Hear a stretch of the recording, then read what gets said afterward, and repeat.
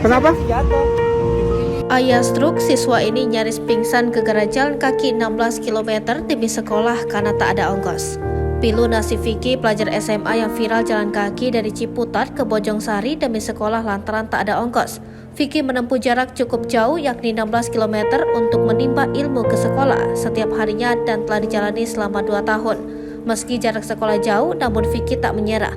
Ia tak pernah bolos sekolah agar bisa lulus dan bisa membantu orang tua lewat bekerja.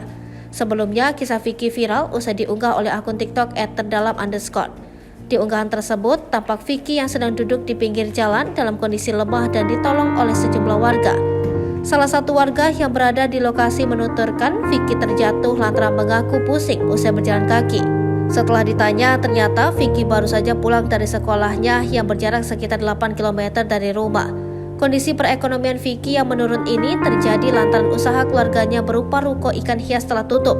Apalagi kini kondisi ayah Vicky tengah dalam kondisi sakit stroke hingga otomatis pemasukan keluarga mereka menurun drastis.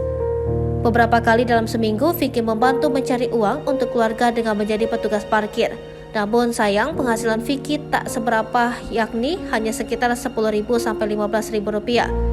Uang tersebut diberikan Vicky kepada ibunya untuk membeli kebutuhan sehari-hari, mulai dari mie dan telur untuk jadi bahan makanan keluarga.